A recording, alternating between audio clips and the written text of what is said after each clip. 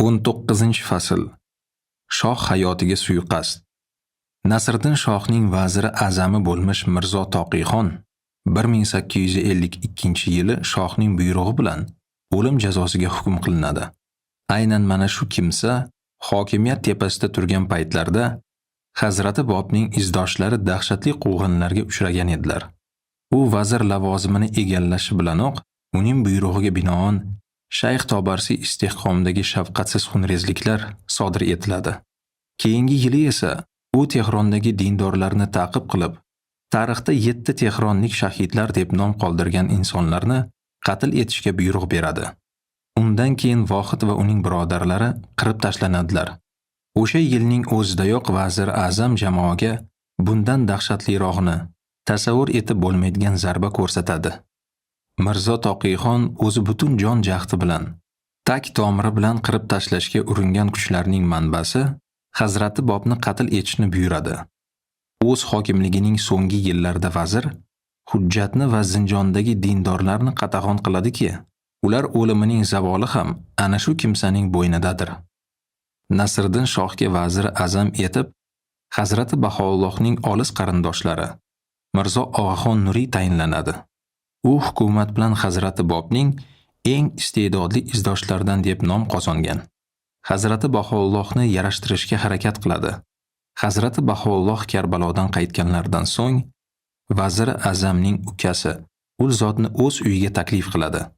Hazrati Bahoulloh Shimronga ketgunlarga qadar Tehron ayyonlarining yozgi qarorgohi bo'lmish Elbrus etaklarida joylashgan uning uyida mehmon bo'ladilar.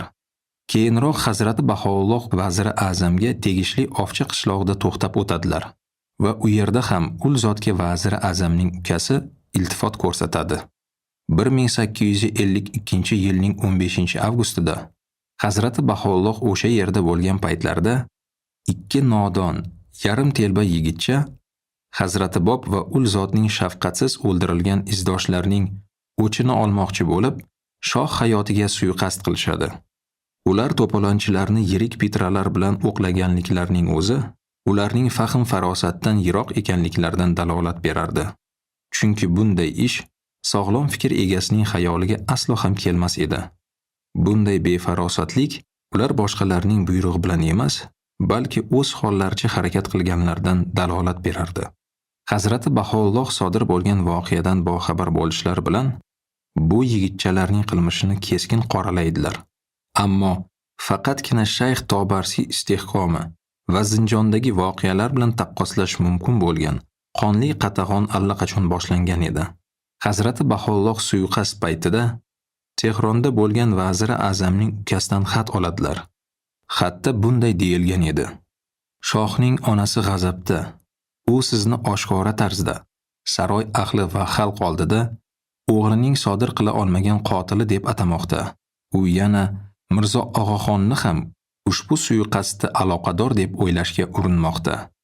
Vazirning ukasi Hazrati Bahoullohdan to'polonlar tinchib, keyinchalik ul zotni biror bexatar joyga ko'chirishning iloji bo'lgunga qadar ovchada yashirincha yashab turishlarini iltimos qilgan edi.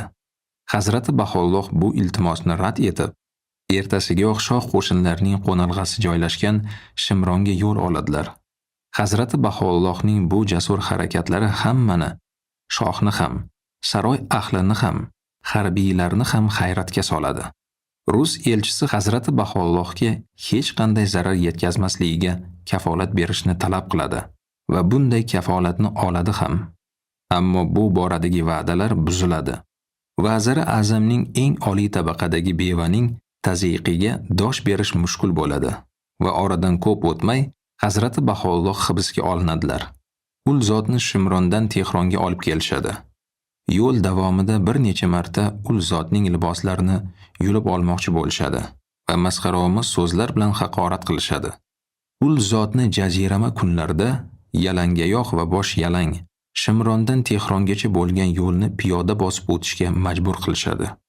Hazrati Bahoullohning dushmanlari xalqni ul zot shohning dushmani ekanliklariga ishontiradilar va odamlar butun yo'l davomida ul zotni la'natlab tosh otadilar. Hazrati Bahoulloh o'zlari qamal etilishga belgilangan joy Siyoh cholga yaqinlashib qolganlarida Ko'zlari nafrat olovi bilan yongan bir kampir soqchilardan Hazrati Bahoullohga tosh otish uchun ruxsat berishlarini so'raydi. Hazrati Bahoulloh soqchilarga to'xtashni buyuradilar. Zero ul zot kampirni o'zlariga tosh otish istagidan mahrum qilishni xohlamay, bu ayolga o'z nazarida Allohning oldida maqtovga loyiq ish qilishiga xalal bermanglar, deydilar. Siyoh chol zindoni bir paytlar suv havzasi bo'lib, keyinchalik bu yerda eng xavfli jinoyatchilar saqlanadigan bo'ladi. Bu zindonga nur tushadigan yagona tuynuk uning eshigi bo'lib, undan pastga qarab 3 ta tik zinadan tushlar edi. Zulmat, qulansa hid va bu jirkan joyning aqli uni yer yuzidagi eng mudhish qamoqxonaga aylantirgan edi. Hazrati Bahoullohning oyoqlarini iskanjaga olib, bo'yinlariga og'ir zanjir solishadi.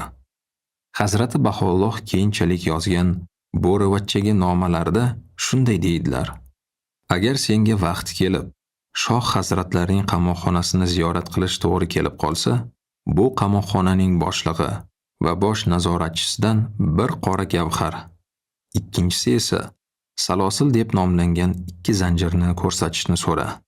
Adolatning kunduzgi yoritqichi bilan qasam ichamanki, shu zanjirlardan biri menga 4 oy mobaynida azob berdi. Yoqubning qayg'usini mening qayg'ularim bilan qiyoslab bo'lmaydi. Ayubning kulfatlari men ko'rgan kulfatlarning bir qismi xolos.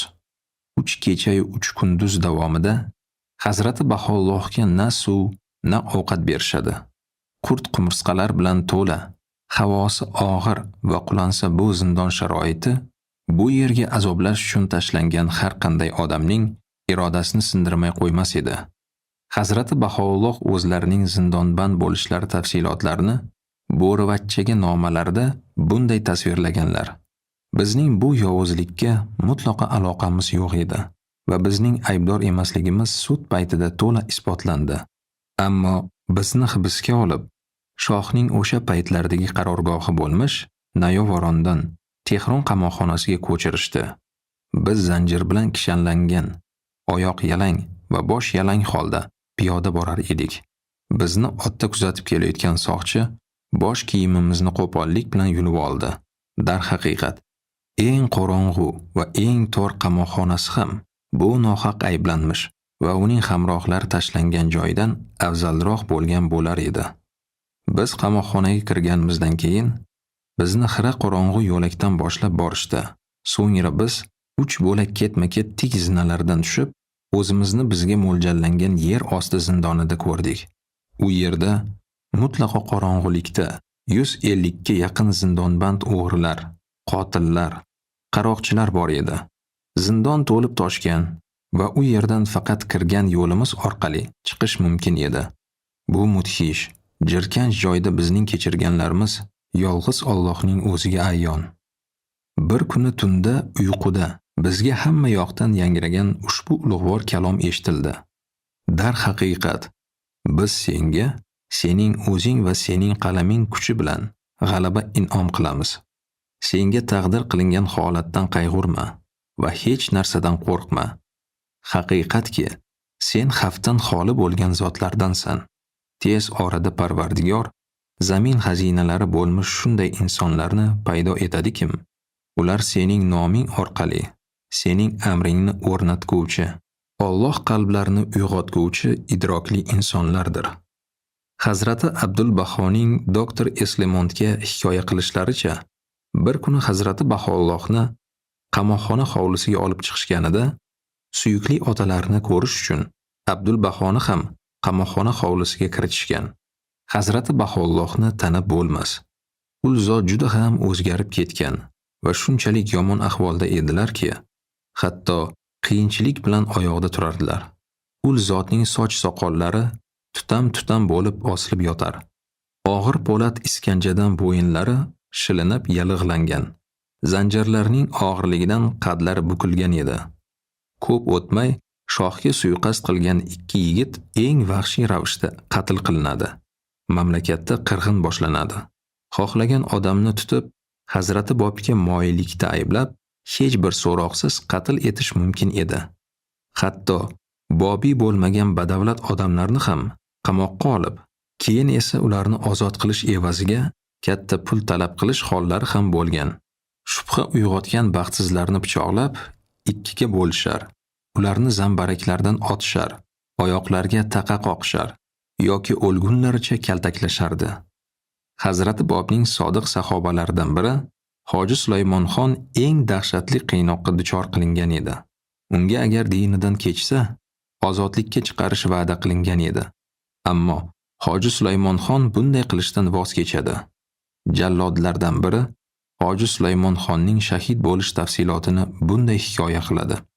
Men va mening yordamchilarimga 9 ta sham sotib olib kelish va Hoji Sulaymonxonning badanini chuqur teshganimizdan keyin hosil bo'ladigan yaralarga shamlarni tiqishimiz haqida buyruq berishdi. Bizga bu shamlarning hammasini yoqib, ushbu insonni nog'ora-yu karnaylar sadosi ostida bozor orqali qatlgohga olib kelishni buyurishdi. U yerda bizga uning tanasini ikkiga chopib tashlash buyurildi. Hoji Sulaymonxon barcha qiynoqlarga matonat bilan dosh berdi. Uning nigohi sokin edi. U shuncha vaqt ichida doimo sukut saqladi va bu g'oyatda sirli va aql bovar qilmaydigan holat edi. Qatlgohga jo'nash uchun barcha tayyor bo'lgandan keyin Hoji Sulaymonxon qaddini kamon o'qiday adil tutib, yuzida qat'iy matonat bilan tomoshaga chiqqan odamlar oldidan o'tib, uning azoblari intihosiga yetishi lozim bo'lgan qatl manziliga qarab yo'l oldi. Har 3-4 qadam tashlaganidan keyin u to'xtar va o'z qilmishlaridan xabari yo'q odamlarga qarab xitob qilar edi. Bugun shuhrat toji sari borayotgan kunimda menga ko'rsatilgan bu izzatdan ham ulug'roq hurmat kutishim mumkinmi? O'zini sevgan yuraklarda shunday buyuk sadoqatni uyg'otgan, odamlarga barcha qudratli shohlardan ham ko'proq kuch bag'ishlagan Hazrati Bobga sharaflar bo'lsin. Hoji Sulaymonxon yaralarga oqib tushayotgan shamni ko'rib, shunday dedi: "Meni bu dunyoning sharobidan mast bo'lgan deb o'ylamanglar. Mahbubimga bo'lgan muhabbatim qalbimni to'ldirdi va menga shunday hokimlik berdiki, hatto shohlarning ham havas kelishi mumkin." Shamol nafasi uning ko'kragidagi sham shu'lalarini alangalatganida Hoji Sulaymonxon hamon bozor maydonida edi. Shamlar tezda eridi va olov jarohatlarga yotdi. Uning ortidan kelayotganlarning barchasi tiriklayin kuyayotgan badanning tovushini eshitardilar. U shunday ilhomlangan ediki, xuddi og'riqni ham sezmayotgandek edi. Hoji Sulaymonxon kundaga yaqinlashib nido qildi: "Hozir siz ko'rib turgan olovning o'ljasiga aylanib, vujudidan qon oqayotgan Sulaymon yaqindagina bu dunyoning lazzatlari va boyliklaridan bahramand bo'lgan Sulaymon emasmidi? Uni zamindagi shon-shavkatdan voz kechib, bu xo'rlik va azob uqubatlarga rozi bo'lishga nima undadi? Hali tirik bo'la turib, hamma yog'idan qon oqar ekan, uni bolta bilan ikkiga chopib tashlashdi." Professor Braun tomonidan fors tilidan tarjima qilingan bir tarixiy qissada aytilishicha, Sulaymonxon yerga tushib ketgan bir shamni o'zi yerdan ko'tarib, boshqa shamlardan tutashtirgan va oldingi o'rniga qo'ygan ekan. U butun yo'l davomida raqsga tushar holatda bunday she'rlarni o'qigan: "Kuylash a'lo raqsga tushib katta maydonda, nodonlarni o'qmoq nechun dili vayronga. Ko'rib turib kula olmas tomosha talab, qanday kulsin hazilkash bu qonga botgan qalb. Ma'no oydin, qolmagandi hayot toqati, ozod qildi jaholatdan o'lim soati." Qatl supasiga chiqib bu matonatli inson yana bir she'r o'qiydi: "Azoblarga chidamaydi demak tan xokdir. Nafratlanar ruh bu xokdan, qo'rquvdan pokdir. Xanjar zarbi uning uchun dahshatmas bir pul, qilich esa qabr uzra o'sguvchi bir gul." Ana shunday zulmatli davrda Tohira ham shahidlik o'limini qabul qiladi. O'sha paytlarda uni Tehrondagi amaldorlardan birining uyida ushlab turishar edi. Uy bekasi Tohiraning sodiq muxlislaridan biri bo'lib, uni Tehrondagi ko'pgina amaldorlarning xotinlari bilan tanishtiradi va Tohira ularda o'chmas taassurot qoldiradi. O'lim soati yaqinlashgani sayin go'yoki bu ayolning qalbi tobora shodlikka to'layotgandek edi. Kunlarning birida Tohira uy bekasini chaqirtiradi. Ayolning ushbu uchrashuv haqida keyinchalik hikoya qilib bergani quyidagicha. Tohira mening uyimda yashayotgan paytlarda bir kuni oqshom chog'i meni uning oldiga taklif qilishdi. Kirsam, u to'lasincha qordek oppoq shohi libosga burkangan holda o'tirgan ekan. Xonada nafis atir hidi anqir edi. Men bu g'ayritabiiy manzarani ko'rib, hayratimni yashira olmadim. Men o'z mahbubim bilan uchrashishga hozirlanmoqdaman, dedi Tohira. Sizni uyingizdagi mahbusligim tufayli keltirayotgan g'am va tashvishlardan xalos etmoqchiman. Men anglashilmovchilikda qoldim. Tohiradan ajralish haqidagi fikrning o'zidanoq ko'zlarimdan yoshlar to'kila boshladi. Yig'lamang, deya tasalli bermoqchi bo'ldi Tohira. Hali qayg'uradigan vaqt kelganicha yo'q. Sizga o'zimning so'nggi xohishimni oshkor aylamoqchiman. Zero meni tutib shahidlarcha o'limga olib borishadigan soat yaqinlashib qoldi. Men sizdan iltimos qilaman. O'g'lingizga meni qatl manziligacha kuzatib qo'yishga ijozat bering. U shuni nazorat qilsin-kim, meni qo'llariga topshirilgan na soqchilar va na jallod mening ustimdagi ushbu libosimni yechib olishga jur'at eta olsin. Tohira shu so'zlardan keyin menga o'z xonasining eshigini qulflashni va to bu uyni tark etar vaqti kelmagunicha uni ochmasligimni so'radi. Ushbu suhbatdan keyin qayg'u hasratga cho'mgan uy bekasi kuni bo'yi boshqa hech narsa haqida o'ylay olmaydi.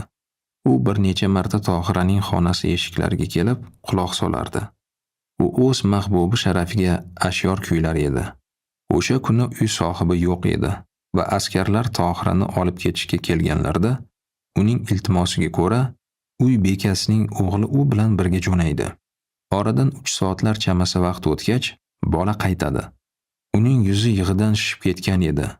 U o'z onasiga quyidagilarni aytib beradi. Mening ko'zlarim guvoh bo'lgan narsalarni so'z bilan aytib berishim qiyin. Biz to'g'ri Ilxoniy bog'iga bordik. Ne ko'z bilan ko'rayki, u yerda Sardor o'z yordamchilar bilan birga faxsh ishratga berilib, mayxo'rlik qilib o'tirar edi. Ularning yuzlari ichgan sharoblardan qizargan, o'zlari esa bo'kirib kulishar edi. Darvoza oldiga yetib kelganimizda Tohira taraddudlanib meni yoniga chaqirdi va uning nomidan Sardor bilan gaplashishimni so'radi. Uning gaplariga qaraganda ichkilikbozlik avjiga mingan bir paytda Sardor bilan gaplashishga toqati yo'q edi. Nazarimda ular meni bo'g'ib o'ldirishmoqchi, dedi Tohira. Men allaqachonlar shohi ro'mol tayyorlab qo'yganman. Umid qilamanki, undan shu maqsadda foydalanish mumkin. Men uni senga beraman va bu buzuq aroqxo'rni meni shu ro'mol bilan o'ldirishga ko'ndirishingni so'rayman. Bu ayanchli yaramas bo'g'ib o'ldirilib, jasadi o'raga tashlansin, deya qichqirdi Sardor. Sardor bilan gaplashish befoyda ekanligini ko'rib, uning men avvaldan taniydigani 2 nafar xizmatchisining oldiga bordim va ularga Tohiraning ro'molini berdim. Ular uning iltimosini bajarishga rozilik berishdi. Ro'molni uning bo'yniga o'rashdi va u Tohiraning qatl quroliga aylandi.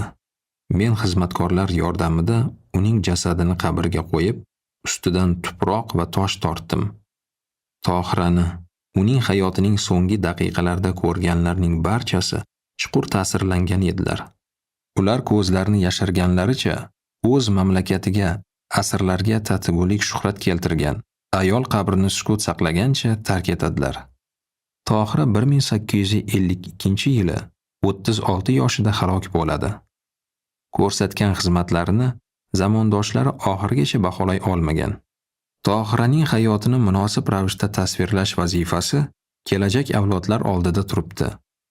O'sha kunlarda qiynoqqa tutilganlar orasida Hazrati Bobning Mahku va Chehrikdagi kotiblari Said Husayn ham bor edi. Unga iymonidan voz kechsa, hayoti saqlab qolish haqida ko'p marotaba va'dalar berilganiga qaramay, Said Husayn o'z dinida qat'iy turadi. Qamoqxonada uning yupatuvchisi esa Hazrati Baho'llohning o'zlari bo'lganlar.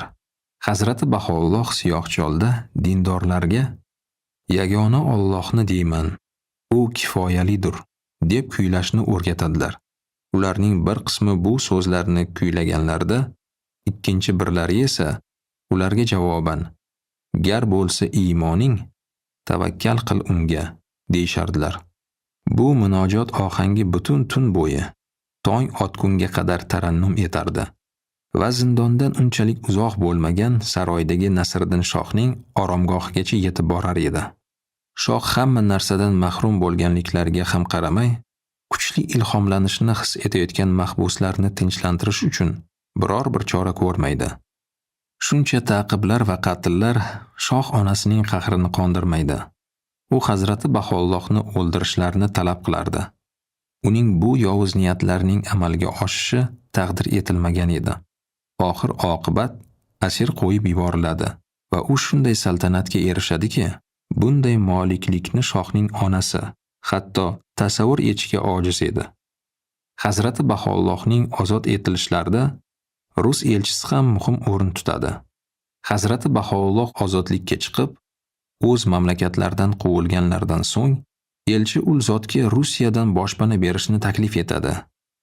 Hazrati Baho'llohning hali qamoqda bo'lgan paytlarida Vaziri A'zam o'z jiyanini Mozondoronga, Hazrati Baho'llohning ona yurtlariga yuborib, unga u yerda tartib intizom va qonunchilikni saqlab turish vazifasini topshiradi. Vaziri A'zamning vazmin bo'lish haqidagi qat'iy ko'rsatmalarga ham qaramay, jiyani g'azabda Hazrati Baho'llohning uylarini vayron qilish va mol-mulklarni sovurish haqida buyruq beradi. Qishloq talon-taroj qilinib, ko'pgina yashovchilari o'ldiriladi. Na ayollarga va na bolalarga ham rahm qilinadi. Ammo bu mudhish voqealardan bir yil o'tgach, bu jiyan bo'lmish Allohning qahriga uchraydi. U vaboga yo'liqadi va do'st birodarlar tomonidan tark etilgan holda yolg'izlikda o'ladi. Tehronda boshlangan g'alayon Eronning boshqa viloyatlariga ham yoyiladi. Hazrati Bobning Yazd, Nayris va Sherozdagi ko'pgina shogirdlari qatl etiladi. Hatto ayollarga ham shafqat qilinmaydi. Ularni oilalaridan ajratishar va Eronning olis chekkalariga olib borishib, yakka o'zlarini taqdir taqozosiga tashlab ketishardi. Hazrati Baho'llohning jinoyatga aloqasiz ekanliklari isbotlangach, ul zot ozodlikka chiqariladilar. Vaziri A'zamning ozodlik haqidagi buyruqni olib kelgan chopar Hazrati Baho'llohning qurt-qumursqalar orasida yerda kishanlangan holda yotganlarini ko'rib, yig'lab yuboradi. Ul zotning bo'yinlaridagi og'ir zanjirlar dahshatli azob berardi. Chehralari esa ma'yuslikni aks etardi. Ul zot yirtilgan kiyimda, yuvilmagan holda ushbu zindonning qo'lansa havosidan nafas olar edilar. Hazrati Baho'llohni Vaziri A'zamning huzuriga olib kelishadi va u ul zotga bunday so'zlar bilan murojaat qiladi. Agar siz mening maslahatimga amal qilib, Said Bobning diniy ta'limotlaridan voz kechganingizda, bu azob uqubatlarning barchasini ko'rmagan bo'lar edingiz. Agar siz o'z o'rnida javob berdilar Hazrati Baho'lloh, mening maslahatimga quloq tutganingizda edi, davlat ishlari bunchalik yig'lagulik ahvolgacha tushib qolmagan bo'lar edi. Vazirning xayoliga Hazrati Bob shahid bo'lganlardan keyin Hazrati Baho'lloh bilan bo'lgan suhbat keladi. O'shanda Hazrati Baho'lloh vazirni Hazrati Bobning tarafdorlarini quvg'in qilish, talash, bolalar va ayollarni zo'rlashni bas qilishga chaqirgan edilar. Vaziri A'zam endilikda Hazrati Baho'llohning maslahatlari qanchalik oqil ekanligini tushunib yetgan edi. Shu bilan bir paytda u ul zotga shohning qarorini ma'lum qiladi. Hazrati Baho'lloh bir oydan kechiktirmay o'z oilalari bilan birga mamlakatni tark etishlari kerak. Hazrati Baho'lloh Rus elchisining Rusiyaga borish haqidagi taklifini rad etib, Bag'dodga yo'l olishga qaror qiladilar. 1853-yilning 12-yanvarida ul zot oila a'zolari, jumladan Abdul Baho va ukalari Mirzo Muso bilan birga Tehronni tark etadilar.